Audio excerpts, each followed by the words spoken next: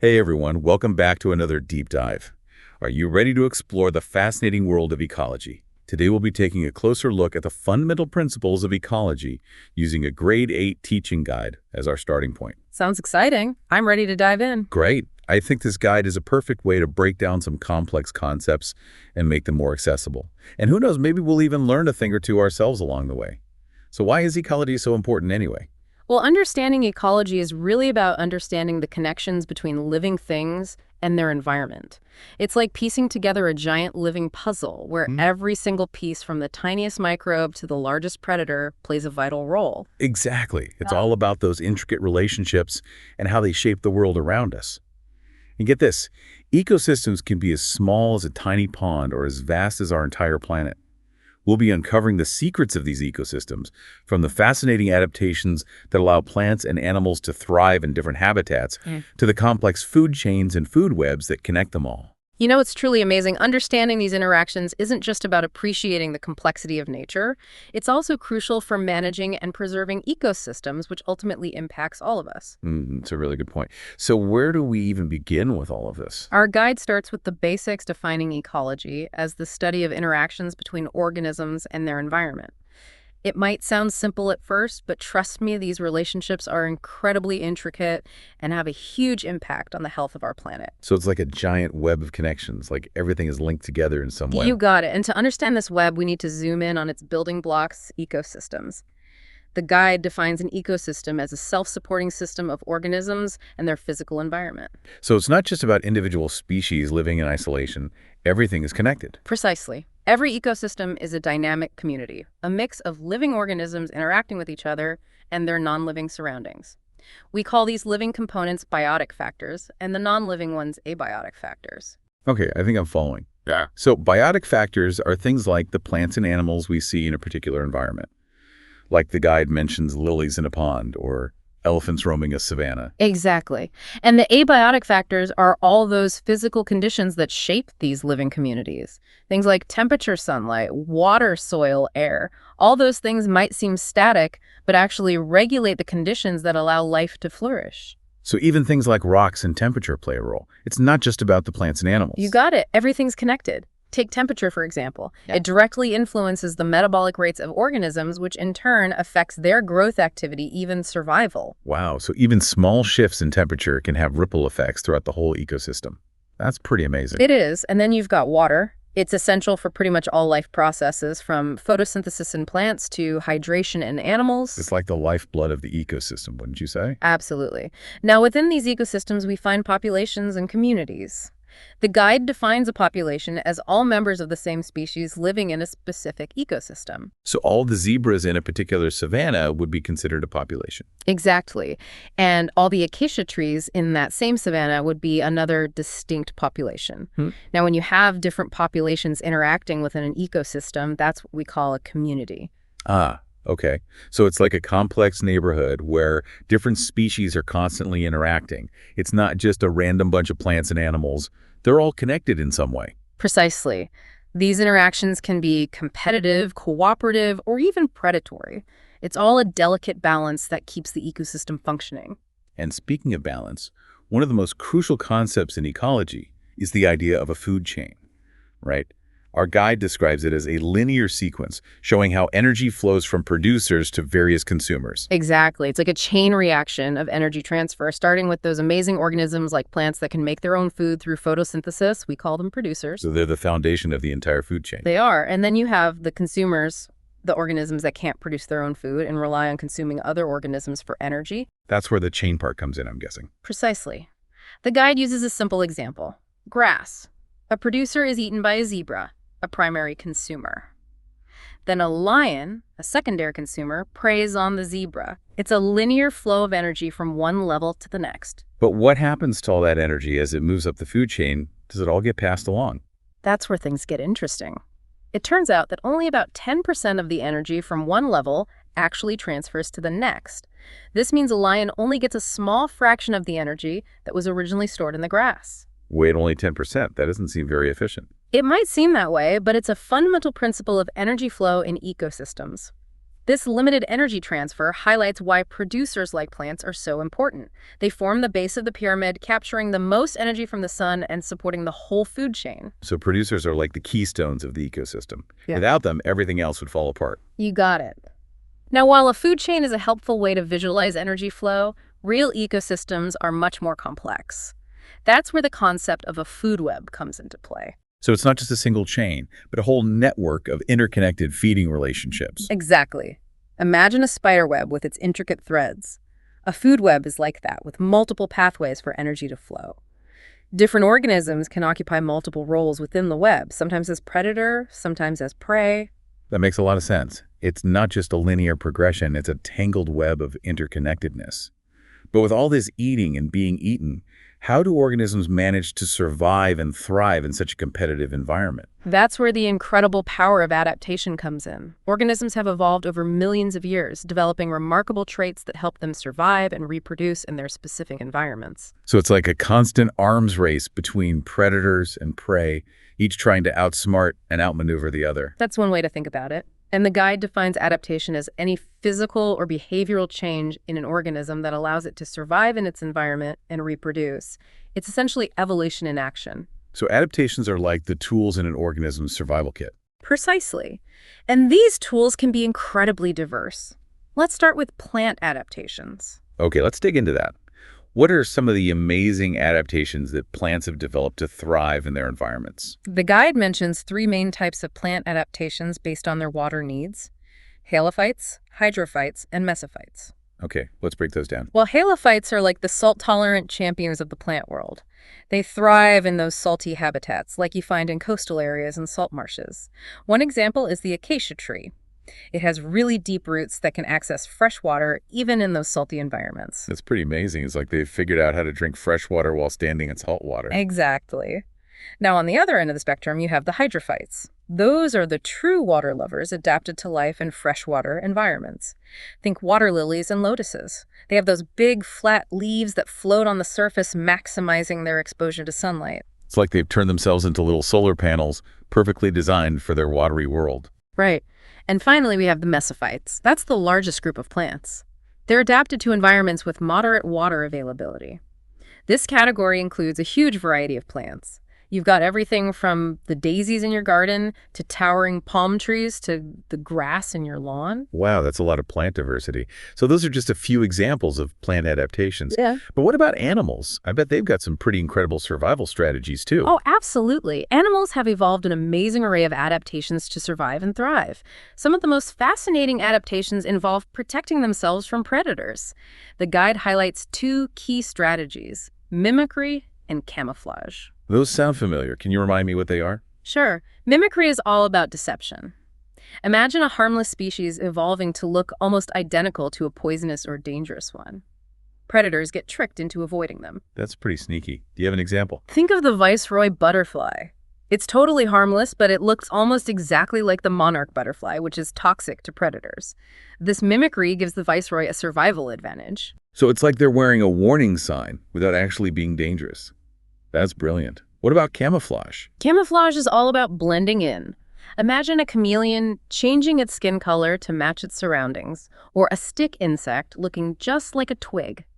It's about becoming invisible to avoid detection. So it's all about not becoming someone else's lunch. But what about when it's time to hunt for their own food? What kind of adaptations help animals find and capture their prey? Animals have evolved a remarkable array of tools for feeding and predation. Sharp claws are great for grabbing and holding on to prey. Strong beaks can crack nuts or tear through flesh. And teeth are specialized for everything from slicing meat to grinding plants. It's incredible how diverse these adaptations are. It makes you realize just how interconnected everything is. Each species has its own unique set of tools for survival. It does. And this interconnectedness is beautifully illustrated by the concept of carrying capacity. It's the maximum number of individuals of a particular species that an ecosystem can support. So it's like an ecological limit. Precisely. The guide explains that carrying capacity is determined by the availability of essential resources like food, water, shelter, and space. It's also influenced by things like predation, competition, and even disease. So it's like a delicate balancing act. If a population grows too large and exceeds its carrying capacity, things can go wrong. Exactly. When a population goes over its carrying capacity, resources become scarce, Competition intensifies and the environment can get degraded. This can lead to population decline, starvation, or disease outbreaks. It's a reminder that even in nature, there are limits to growth. It makes me think about how human activities impact ecosystems. We're constantly pushing those limits, aren't we? That's an important point to consider.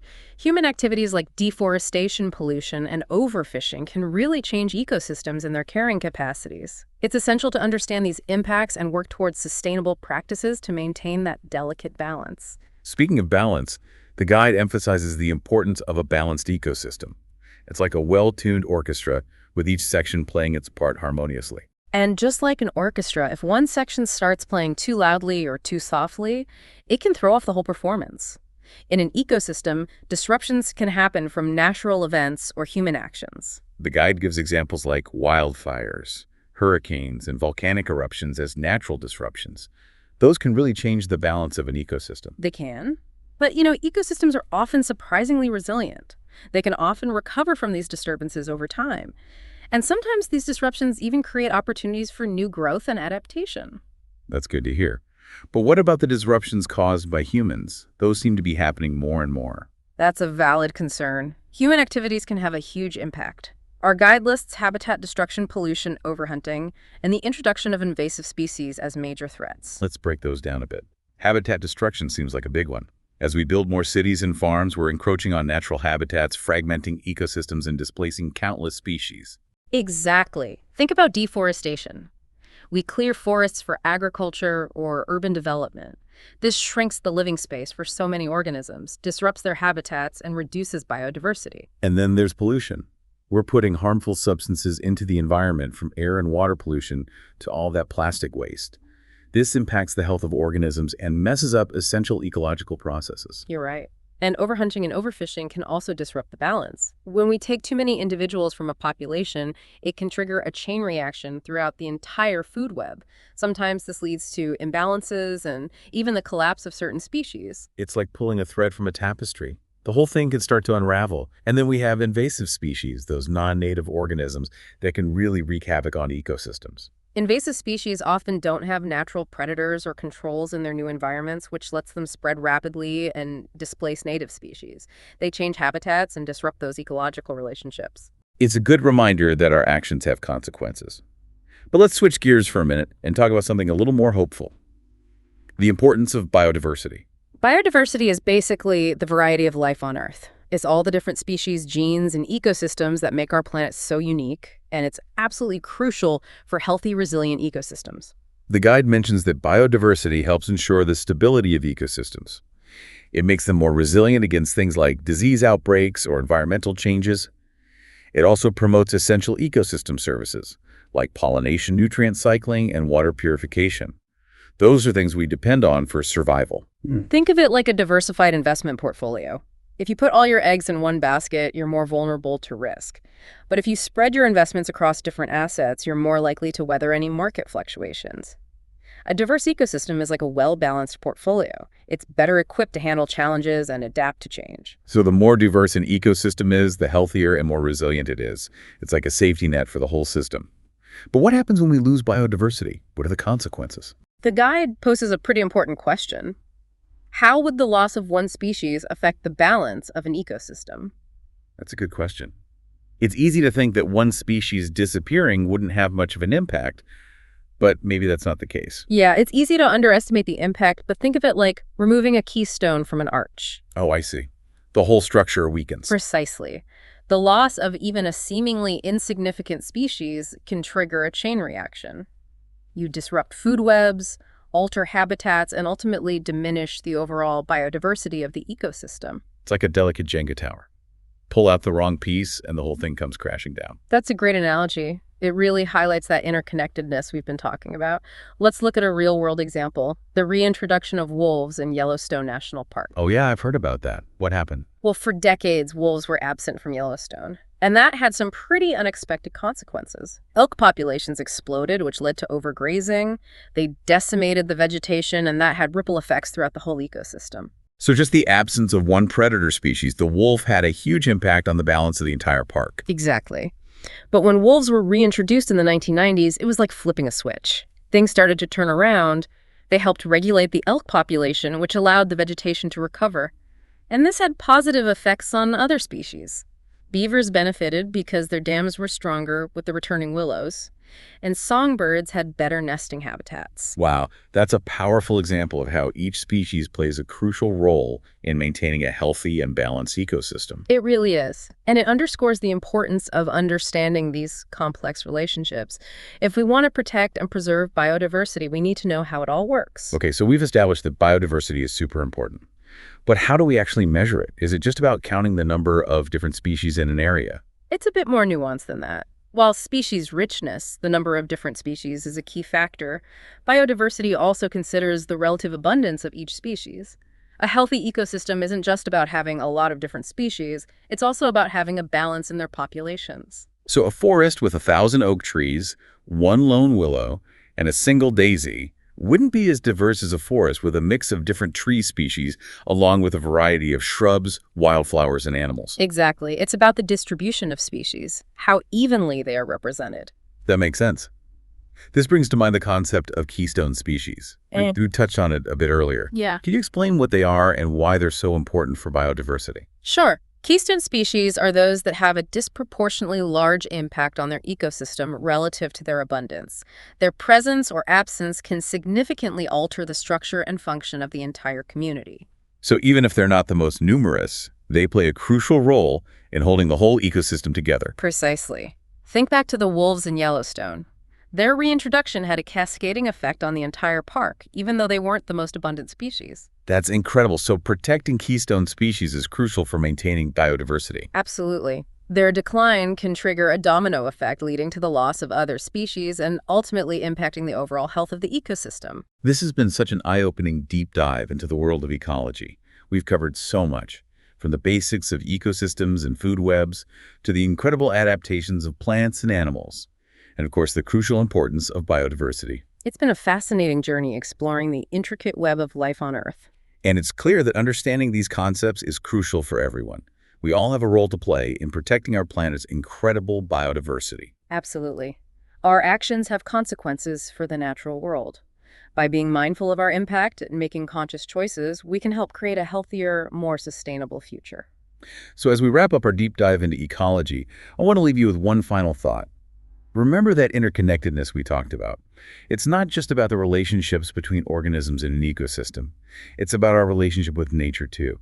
We're part of this web of life, and our actions ripple outwards, impacting the delicate balance of the natural world. Let's all strive to be conscious stewards of our planet, protecting the incredible diversity of life that makes Earth so unique. Thanks for joining us on this deep dive into ecology. We hope you've gained a new appreciation for the wonders of the natural world and the importance of preserving its delicate balance.